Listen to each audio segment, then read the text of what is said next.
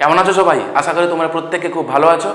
চলছিল আমার পলিটির ঝুঁকেগা নেই সিরিজ। আমি অলরেডি তোমাদের একাধিক ভিডিও তোমাদেরকে দিয়ে দিচ্ছি। তো আমরা প্রায় শেষের দিকে চলে এসেছি। আর কয়েকটা গুরুত্বপূর্ণ চ্যাপ্টার বাকি আছে, তারপরে মোটামুটি ঝুঁকেগা নেই সিরিজটা শেষ হয়ে যাবে। তো তারপরে আমি ইন্ডিয়ান ইকোনমির উপর আনবো। প্যারালি আমার অন্যান্য সিরিজ তো চলছে, ঠিক আছে, জিকে সিরিজ যেমন চলছে। দেখো, আমি আবারও তোমাদেরকে বলে দিচ্ছি, যারা নতুন এই ভিডিওটা তোমরা প্রথম দেখছো তাদের জন্য বলছি যে পলিটি এমসিকিউ ডিসকাশন আমরা করছি। এটা তো যে কোনো পরীক্ষা, WBC, SSC, NTPC, CTS, NDA, UPSC এবং আদার যে কোনো পরীক্ষার জন্য কিন্তু ইম্পর্টেন্ট। এবং যে কোশ্চেনগুলো আমি রেখেছি সেগুলো কিন্তু এই সমস্ত পরীক্ষার প্রিভিয়াস ইয়ারের উপর ভিত্তি করে চ্যাপ্টার ওয়াইজ লক্ষ্মীকান্তকে ডিটেলসে আমি এখানে আলোচনা করছি, ঠিক আছে। তো কোনো অসুবিধা নেই, একদম বেস্ট অন লক্ষ্মীকান্ত। ইভেন লক্ষ্মীকান্তের যে এমসিকিউ বই আছে সেইটাও কিন্তু আমি এই সিরিজে পুরোপুরি কভার করে দিয়েছি, ঠিক আছে। তো চিন্তা করার কোনো কারণ নেই। দেখে নাও আমি কি কমপ্লিট করে দিয়েছি। দেখো, এগুলো পুরোটা কিন্তু কমপ্লিট। এই সেকশনটা পুরো যেগুলো গ্রিন হয়ে আছে পুরোপুরি কমপ্লিটে। তো বুঝতে পারছো কতগুলো সিরিজ একদম চ্যাপ্টার ধরে ধরে কিন্তু আমি করে দিয়েছি। এটাও কমপ্লিটেড, এটাও কিন্তু কমপ্লিটেড। আজকে যেটা করবো, দেখো, আগের দিন তোমাদেরকে আমি স্টেট লেজিসলেচার, চিফ মিনিস্টার এগুলো দিয়েছিলাম। আজকে হচ্ছে গভর্নরকে নিয়ে আমরা স্টাডি করব, ঠিক আছে। এবং পরের দিন নেক্সট ভিডিওতে আমরা লোকাল সেলফ গভর্নমেন্ট নিয়ে পড়বো, পঞ্চায়েত, মিউনিসিপ্যালিটি এগুলো নিয়ে আমরা করব, ঠিক আছে। তো তোমরা দেখতে থাকো, রেগুলার এরকম করে আসতে চলছে। তোমরা যারা এই ভিডিওটা প্রথম দেখছো তাদেরকে আমি রিকোয়েস্ট করবো তোমরা প্রথম থেকে দেখো, তাহলে বুঝতে পারবে, ঠিক আছে। এবং সামনে প্রিলি আসছে, তো প্রিলির আগে না আমি যে প্রিভিয়াস ইয়ার যে সলভটা আছে একদম খুব সুন্দর করে, একদম আগুন করে তোমাদেরকে আমি দিয়ে দেবো, ঠিক আছে।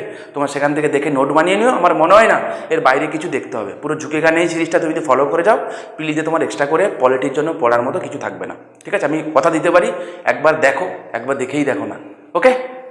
চলো, the executive power of the state is vested with, okay. তো এক্সিকিউটিভ পাওয়ার কার হাতে ন্যস্ত থাকে জানতে চেয়েছে।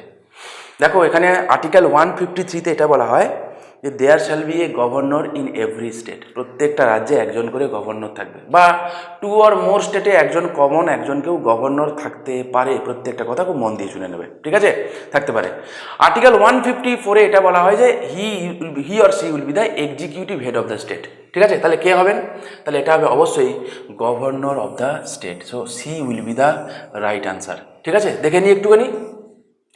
Executive power of the state, article 154-এ বলেছে ক্লজ 1-এ, the executive power of the state shall be vested in the governor and shall be exercised by him either directly, হয় তিনি সরাসরি কাজ করবেন, or through officer subordinate to him, হ্যাঁ, in accordance with this constitution. তাহলে কি বলছে? হয় তিনি এক্সিকিউটিভ পাওয়ারটা ফাংশন করবেন সরাসরি, বা তার দ্বারা অ্যাপয়েন্টেড কেউ, ঠিক আছে, সাবঅর্ডিনেট টু হিম। মাথায় রেখো কত নম্বর আর্টিকেলে আছে? আর্টিকেল 154 ক্লজ 1-এ আছে, ঠিক আছে। চলো পরবর্তী প্রশ্ন দেখি।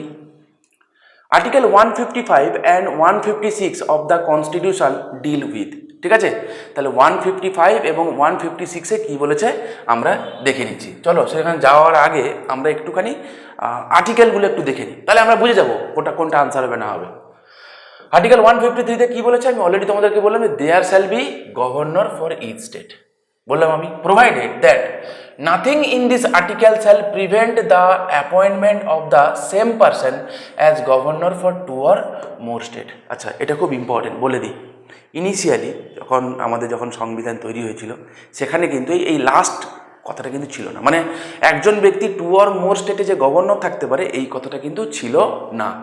Through 7th constitution amendment act, কত বললাম আমি? Through 7th constitution amendment act, যেটা হয়েছিল কবে? 1956। যদি না মনে থাকে তাও বলে দিই, স্টেট রিঅর্গানাইজেশন অ্যাক্ট যে হয়েছিল সেই রিলেটেড কিন্তু। সেখানে বলা হয়েছিল একজন ব্যক্তি টু অর মোর স্টেটে গভর্নর থাকতে পারে, ঠিক আছে, মাথায় রেখো। আর্টিকেল 155 কি বলেছে? না, the governor of the state shall be appointed by the president, okay. Article 155-এ কী আছে? যে গভর্নরকে প্রেসিডেন্ট অ্যাপয়েন্ট করবে। এবং আমি তোমাদেরকে আগে অলরেডি বলেছি যে বেশ কিছু পোর্টফোলিও আছে যেগুলোকে অ্যাপয়েন্ট করে প্রেসিডেন্ট, এবং they hold office during the pleasure of president also, ঠিক আছে। যখন আমি প্রেসিডেন্ট তোমাদের পড়িয়েছিলাম, যদি মনে থেকে থাকে, তাদের মধ্যে একটা বলেছিলাম না গভর্নর, আর কি বলেছিলাম আমি? অ্যাটর্নি জেনারেলের কথা বলেছিলাম, আমি বলেছিলাম সেন্ট্রাল কাউন্সিল অফ মিনিস্টার্সের কথা, ঠিক কি না? তাহলে সেখানে গভর্নর ছিল, এবং obviously governor holds office during the pleasure of president. দেখো আর্টিকেল 156-এ কী বলেছে? Term of office of governor, okay. Generally তিনি জেনারেলি যিনি গভর্নর হন তিনি 5 বছর তিনি পদে থাকতে পারেন। ঠিক আছে, কবে থেকে না যেদিন থেকে তিনি অফিসে এন্টার করছেন সেদিন থেকে 5 বছর, একদম প্রেসিডেন্টের মতোই। ওকে, চলো আমরা ক্লজগুলো দেখে নিই। আর্টিকেল 156 ক্লজ 1 এটা বলে the governor shall hold office during the pleasure of the president. Simple জিনিস, এই কথাটা আমি তোমাদেরকে বললাম। ঠিক আছে, আর্টিকেল 156 ক্লজ 1 এটা বলে। ক্লজ 2 তে কি বলে, the governor May resign to the president. তাহলে গভর্নর যদি চায় সে কাকে রিজাইন দেবে, সে প্রেসিডেন্টকে রিজাইন দেবে। একটা কথা মাথায় রাখবে, যে যাকে অ্যাপয়েন্ট করে মোটামুটি সে তাকে রিজাইন দেয়। ঠিক আছে, মোটামুটি এটাই চলে, এক্সেপশন খুব কম আছে। Governor shall hold for a term of 5 years from the date on which he enter upon his office. R article 156 clause 4 কি বলে, continue to hold office until his successor enter upon his office. যদি এরকম হয় যে যিনি current governor আছেন immediate successor তার কেউ আসছে না বা তাকে অ্যাপয়েন্টমেন্ট হতে দেরি হচ্ছে, তাহলে যিনি কারেন্ট গভর্নর যিনি আছেন তিনি কন্টিনিউ করবেন। ঠিক আছে, এটা আছে কোথায়, আর্টিকেল 156-এর ক্লজ 4-এ। তাহলে এখানে জানতে চেয়েছিল 155 এবং 56-তে কী আছে, ইলেকশন কমিশন নেই, ইন্টার স্টেট কমিশন নেই, লেজিসলেটিভ কাউন্সিল নেই, কী আছে, president power two appoint and dismiss governor. So D will be the right answer. চলো পরবর্তী প্রশ্ন দেখি। ভিডিওগুলো হয়তো একটু বড় হবে, কারণ ভালো জিনিস একটু সময় লাগে। ঠিক আছে, তো তোমরা দেখো, আর যদি তোমরা মনে করো তোমার সময় নষ্ট হচ্ছে তো দেখার দরকার নেই। ওকে, তো আমি মনে করি তো সেটা হবে না, শেষ পর্যন্ত দেখে দেখো, যে কোশ্চেনগুলো রেখেছি একদম খুব তাগড়াদার, খুব ভালো ভালো প্রশ্ন আছে। চলো, which of the following constitutional amendments made it possible to appoint one person to hold the office of the governor in 2 or more state simultaneously? কি বলছে, কোন কনস্টিটিউশন অ্যামেন্ডমেন্ট অ্যাক্টে এটা করা হয়েছিল যে একজন ব্যক্তি যিনি একাধিক রাজ্যে অ্যাট এ টাইম গভর্নর থাকতে পারেন। আমি অলরেডি তোমাদেরকে এই কথাটা বললাম। তাহলে আনসার কী হবে, তাহলে it will be the 7th constitution amendment. কোথায় আছে, এ ইজ দ্য রাইট আনসার। ঠিক আছে, 7th কনস্টিটিউশন অ্যামেন্ডমেন্ট অ্যাক্ট আমি অলরেডি তোমাদেরকে কিন্তু আমি বলে দিয়েছি এটা। পরবর্তী প্রশ্ন, which one of the following statements is correct. তো বলছে কোনটা ঠিক, এগুলো না একটু দেখে দেখে করবে। ঠিক আছে, কোনটা কারেক্ট জানতে চেয়েছে। Okay, the same person can be appointed as governor of 3 states. কোনো অসুবিধা নেই, দেখা যাক বাকিগুলো রিমেনিংগুলো কি বলেছে, দেখা যাক তো। A governor can be appointed only in consultation with chief minister of the state concerned. এই কথাটা ঠিক না। A governor has no power to entrust any of the functions of the state government of India even with the latter's consent. এই কথাটাও ঠিক না। Only a person who has completed 30 years of age can be appointed governor. দেখো এটাও ঠিক না, তাহলে প্রথমটাই obviously ঠিক আছে। ঠিক আছে, the same person can be appointed as governor of 3 state. আমি অলরেডি তোমাদেরকে বললাম ওয়ান্স এগেইন, কবে করেছি আমরা এটা, through 7th constitution amendment act. দেখো 153-তেই আছে, there shall be a governor of each state for each state provided that nothing in this article shall prevent the appointment of the same person as governor for 2 or more state. আমি বারবার করে বলছি এটা কবে করা হয়েছে, through না 7th constitution amendment act. ওকে, চলো পরবর্তী প্রশ্ন দেখি। Who of the following is not appointed by the governor. তো বলছে নিচের কাকে গভর্নর অ্যাপয়েন্ট করে না, সেটা জানতে চেয়েছে। State council of ministers obviously appoint করে, স্টেট অ্যাডভোকেট জেনারেল অবশ্যই তাকে অ্যাপয়েন্ট করে, জাজেস অফ হাইকোর্ট না বাবা, জাজেস অফ হাইকোর্টকে অ্যাপয়েন্ট করে না, member of state public service commission obviously appoint করে। ঠিক আছে, দুই একটা কথা আমি বলে নিই প্রথমে। ঠিক আছে, আমি হয়তো ভুলে যেতে পারি। প্রথমত যে members of state public service commission, ঠিক আছে, although they are appointed by governor, তাদেরকে সরাবে কিন্তু প্রেসিডেন্ট, এবং সরাতে গেলে সুপ্রিম কোর্টের কিন্তু একটা পরামর্শ লাগে। কার, সুপ্রিম কোর্টের। Mind it, although they are appointed by state governor but they must be removed by the president. এবং এক্ষেত্রে বিল পাস করবে কে না, পার্লামেন্ট সেপারেটলি 2/3 মেজরিটিতে বিল পাস করবে, মানে দুটো হাউসে আলাদা আলাদাভাবে 2/3 মেজরিটিতে বিল পাস করবে, প্রেসিডেন্টের কাছে যাবে। ঠিক আছে, অবভিয়াসলি প্রেসিডেন্ট সুপ্রিম কোর্টের মতামত নেবে, তারপরে কিন্তু সরাবে। প্রচণ্ড ঝামেলা, অত সহজ নয় বিষয়টা। আর জাজেস অফ হাইকোর্ট না, দেখো সব আমি তো আগে তোমাদেরকে বলেছি, আই হোপ তোমরা জানো অবশ্যই, যে হাইকোর্টের জাজের সংখ্যা ডিসাইড করে কে, প্রেসিডেন্ট। ঠিক আছে, এটাও তোমাদের বলেছিলাম। They are also appointed by the president. ঠিক আছে, কিন্তু তাদেরকে শপথ বাক্য পাঠ করাবে কে না, গভর্নর অফ কনসার্ন স্টেট। ঠিক আছে, কথাগুলো তোমরা অবশ্যই মাথায় রেখো। আর্টিকেল 164 ক্লজ 1 এটা কি বলে the chief minister shall be appointed by the governor. ঠিক আছে, article 164 clause 1 and the other minister shall be appointed by the governor on the advice of the chief minister and the minister shall hold office during the pleasure of president. ভয়ঙ্কর important. তাহলে কি বলেছে article 164 clause 1 like 75 clause 1, similar, একদম similar, কিচ্ছু না। যে chief মিনিস্টারকে appoint করবে গভর্নর, অন্যান্য মিনিস্টারদেরকেও অ্যাপয়েন্ট করবে গভর্নর, বাট চিফ মিনিস্টারের পরামর্শ পাবে। সিম্পল জিনিস, এই কথাটা লেখা আছে আর্টিকেল 164 ক্লজ 1-এ। আর্টিকেল 216-তে কি বলা আছে? কনস্টিটিউশন অফ হাইকোর্টের কথা বলা আছে যে every high court shall consist of a chief justice and such other জাজেস as the president may from time to time deem it necessary to appoint. Minded কত নম্বর আর্টিকেল আছে? আর্টিকেল 216-তে আছে। ঠিক আছে, চলো পরবর্তী প্রশ্ন দেখি। Who administers oath of governor of a state? আমি অলরেডি বললাম, তাহলে শপথ বাক্য পাঠ করাবে কে? শপথ বাক্য পাঠ করাবে কে? Who administer oaths of the governor of a state. আচ্ছা, গভর্নরকে শপথ বাক্য পাঠ করাবে কে? না, কনসার্নড হাইকোর্টের চিফ জাস্টিস। ঠিক আছে, তাহলে চিফ জাস্টিস অফ হাইকোর্ট। এবারে বা তার অ্যাবসেন্সে সিনিয়র মোস্ট জাজ অফ দ্য হাইকোর্ট। ঠিক আছে, সিমিলারলি একদম প্রেসিডেন্টের মতোই, প্রেসিডেন্টকে শপথ বাক্য পাঠ করাতে কে? চিফ জাস্টিস অফ ইন্ডিয়া, তার অ্যাবসেন্সে সিনিয়র মোস্ট জাজ অফ সুপ্রিম কোর্ট।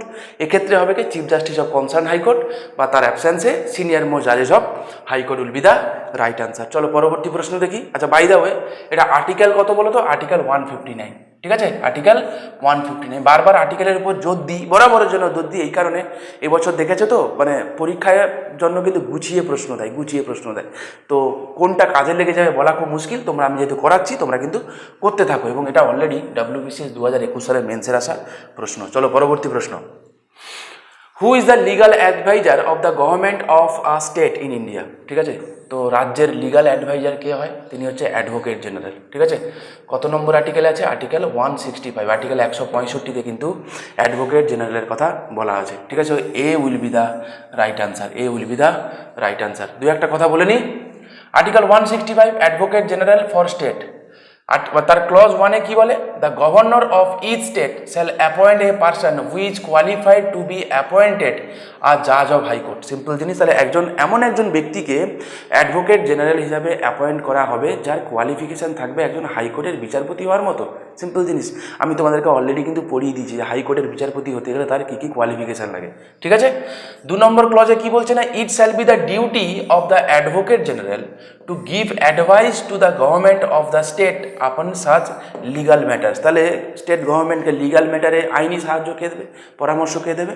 না, সেটা হচ্ছে অ্যাডভোকেট জেনারেল। ঠিক আছে, the advocate general shall hold office during the pleasure of governor. Simple জিনিস। অ্যাটর্নি জেনারেল পদ হোল্ড করতো during the pleasure of president, advocate general পদ হোল্ড করবে during the pleasure of governor. Simple জিনিস, এবং তার salary, allowances, everything should be decided by the concern governor. ঠিক আছে, মাথায় রাখবে। চলো পরবর্তী প্রশ্ন দেখি।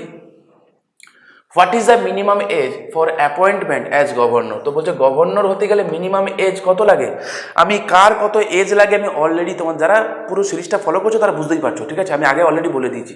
ঠিক আছে, তো কী হবে বলো তো? 35 বছর বয়স হবে। ঠিক আছে, লাইক প্রেসিডেন্টের মতোই। তাহলে প্রেসিডেন্টের 35, ভাইস প্রেসিডেন্টের 35, গভর্নরেরও কিন্তু 35। ঠিক আছে, রাজ্যসভা যদি হয় 30 হবে, লেজিসলেটিভ কাউন্সিল হলে 30 হবে। সিম্পল জিনিস, লেজিসলেটিভ অ্যাসেম্বলি হলে 25, আর তোমার হচ্ছে লোকসভা হলে 25, বাস।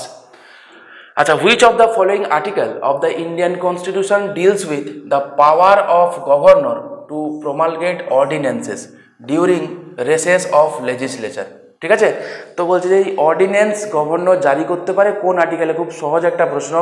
দেখো, প্রেসিডেন্ট জারি করতো 123, আমি তোমাদের আগে প্রেসিডেন্ট যখন করিয়েছিলাম সেখানে আমি অবশ্যই বলেছি, এবং গভর্নর করবে 213, জাস্ট উল্টে দিলেই হয়ে যাবে। দেখো 213, তো C will be the right answer. ঠিক আছে, এবারে কথা হচ্ছে যে অর্ডিন্যান্স কখন জারি করবে? ঠিক আছে, অর্ডিন্যান্স কখন জারি করবে? প্রেসিডেন্ট কখন অর্ডিন্যান্স জারি করতে বলো তো? কি বলেছিলাম? When either house of the parliament or both house of the parliament not in session. Similarly স্টেটের ক্ষেত্রে কী হবে? যদি ইউনিক্যামেরাল লেজিসলেচার হয়, মানে রাজ্য বিধানসভা আছে, বিধান পরিষদ নেই, তাহলে বিধানসভা যদি সেশনে না থাকে তাহলে গভর্নর অর্ডিন্যান্স জারি করতে পারে। আর যদি কোনো একটা রাজ্যে দুটো হাউস থেকে থাকে তাহলে either house of the state legislature যদি নট ইন সেশন হয়, এরকম কন্ডিশনে কিন্তু গভর্নর কি করতে পারে না অর্ডিন্যান্স জারি করতে পারে। কখন না যদি তিনি দেখেন যে কোনো এমন একটা সিচুয়েশান তৈরি হচ্ছে যেটাকে ট্যাকেল করার জন্য ইমিডিয়েট অ্যাকশান নেওয়ার প্রয়োজন আছে, এরকম কন্ডিশনে। ঠিক আছে, কত নম্বর আর্টিকেল আছে? আর্টিকেল 213-তে। ঠিক আছে, চলো পরবর্তী প্রশ্ন দেখি। When can the governor of a state issue an ordinance? তো কখন তিনি অর্ডিন্যান্স ইস্যু করতে পারে? আমি অলরেডি তোমাদেরকে কিন্তু বললাম when the union government ask to do so, তো একদমই হবে না। whenever there is a law and order problem in the state, হাতে রাখা যাক, বাকিগুলো দেখা যাক। whenever the state legislature is not in session and the governor is কি বলছে satisfied that immediate action is needed when the judiciary advice, হবে না, তো অবভিয়াসলি এটাও হবে না, তো C will be the right answer. Whenever the state legislature is not in session, তাহলে সিম্পল জিনিস এখান থেকে এটা বোঝা গেল যে ওই রাজ্যে লেজিসলেটিভ অ্যাসেম্বলি আছে, সিম্পল জিনিস কাউন্সিলটা নেই। তো স্বাভাবিক আমি সেম জিনিসটা আবার রিপিট করেছি, আর্টিকেল 213-তে কিন্তু এটা কিন্তু আছে। ঠিক আছে, চলো পরবর্তী প্রশ্ন দেখি। Power of governor to grant pardon is given in, তো প্রেসিডেন্ট পার্ডন কত? আর্টিকেল 72-তে। এর সঙ্গে যদি আমি 89 যদি আমি যোগ করি তাহলে হবে কত? 9 2 11 1, হাতে রইল 1, 8 8 16, 161, তাহলে 161 হবে answer. B will be the right answer. ঠিক আছে, ইউনিয়ন ল এর সঙ্গে স্টেট ল আমরা পেয়ে যাবো, মানে ইউনিয়ন আর্টিকেলের সঙ্গে স্টেট আর্টিকেলগুলো পেয়ে যাবো যদি আমরা 89 যোগ করি। ঠিক আছে, রুলস অফ 89। কোশ্চেনটা কতবার দিয়েছে মেন্সে, বুঝতে পারছো? চলো একটুখানি দেখে নিই যে what is the difference between প্রেসিডেন্টের পার্ডন এবং গভর্নরের পার্ডন। ঠিক আছে, একটু ডিফারেন্স আছে। The governor does not have the power to pardon the sentence inflicted by court martial. ঠিক আছে, তো কোর্ট মার্শাল যদি হয় সেক্ষেত্রে কিন্তু প্রেসিডেন্ট পারে, গভর্নর পারে না, নাম্বার ওয়ান। আর একটা পারে না যে যদি কাউকে ডেথ সেন্টেন্স দেওয়া হয়, ক্যাপিটাল পানিশমেন্ট যদি দেওয়া হয়, সেক্ষেত্রে president can pardon the death sentence, governor does not have such power. একজন ব্যক্তিকে ডেথ সেন্টেন্স পাওয়া একজন ব্যক্তিকে প্রেসিডেন্ট তাকে মাফ করে দিতে পারে, গভর্নর তা কিন্তু পারে না। গভর্নর চাইলে যেটা করতে পারে সেটা হচ্ছে তার যে এই যে ডেথ সেন্টেন্সটাকে বদলে অন্য কিছু করে যাবজ্জীবন করে দিল বা অন্য কিছু করে দিল। ঠিক আছে, কিন্তু পুরোপুরি কিন্তু তাকে ক্ষমা করতে পারে না। এবার এটাই কিন্তু পরীক্ষায় আসে। ঠিক আছে, মাথায় রেখো। পরবর্তী প্রশ্ন, the contingency fund of the state is operated by, তো স্টেট কন্টিনজেন্সি ফান্ড কত নম্বর আর্টিকেল আছে? আর্টিকেল 267-2 আছে। ঠিক আছে, 267-2। The legislature of a state may by law establish a contingency fund. Contingency মানেই হচ্ছে জানো তো আপদকালীন পরিস্থিতি। আইলা হয়ে গেল, বুলবুল হয়ে গেল, আমাদের পশ্চিমবঙ্গের কথা বলি। ঠিক আছে, বা এমন কোনো ঘটনা ঘটে গেল যেক্ষেত্রে কি ইমিডিয়েট টাকা পয়সা এইডের প্রয়োজন আছে। এবার জেনারেলি 2 রকম টাইপের বা 3 রকম টাইপের ফান্ড হয় বলে দিই। একটা হচ্ছে কনসোলিডেটেড ফান্ড, হ্যাঁ, কনসোলিডেটেড ফান্ড আর্টিকেল 266-এ আছে। আর একটা হয় পাবলিক অ্যাকাউন্ট, সেটা আছে আর্টিকেল 266-এর এতে। আর একটা হয় কন্টিনজেন্সি ফান্ড আর্টিকেল 267-এ। ঠিক আছে, আমি সিম্পল জিনিসগুলো বলছি, তোমরা একটু মাথায় রেখো। যদি কনসোলিডেটেড ফান্ড হয়, ঠিক আছে, মানে আর্টিকেল 266-এর মামলা, আমি আগেও তোমাদের বলছি আবার বলে দিই, যদি কনসোলিডেটেড ফান্ড হয় এখান থেকে টাকা তুলতে গেলে আগে বিল পাস করাতে হবে, সেটা হচ্ছে অ্যাপ্রোপ্রিয়েশন বিল, আর্টিকেল 114-তে আছে। ঠিক আছে, অ্যাপ্রোপ্রিয়েশন বিল পাস হবে, তারপরে এখান থেকে টাকা তোলা যাবে, সিম্পল জিনিস। এবং সেম জিনিসটা এখানে মানে আর্টিকেল 266-এতেও কিন্তু সেম জিনিস প্রযোজ্য। ঠিক আছে, আগে অ্যাপ্রোপ্রিয়েশন হবে, তারপরে তুমি এখান থেকে টাকা তুলবে। বাট এই জিনিসটা কিন্তু কন্টিনজেন্সি ফান্ডের ক্ষেত্রে কিন্তু অ্যাপ্লিকেবল নয়। কেন নয়? দেখা গেল যে অ্যাপ্রুভালের জন্য কি পার্লামেন্টকে বা স্টেট লেজিসলেচারকে তো সেশনে থাকতে হবে। যদি সেশনে না থাকে, এরকম কন্ডিশনে যদি এমন একটা ঘটনা ঘটে গেল যে ইমিডিয়েট এইডের প্রয়োজন আছে, 200 কোটি টাকা বা 500 কোটি টাকা দিতেই হবে, হ্যাঁ, কখন পার্লামেন্ট সেশনে আসবে, কখন স্টেট লেজিসলেচার সেশনে আসবে, বিল পাস করব, টাকা দেবো, তখন তো লোকগুলো তো এমনি বিধ্বস্ত হয়ে যাবে, প্রচুর লোকের প্রচুর প্রাণহানিও ঘটতে পারে, ঠিক কি না?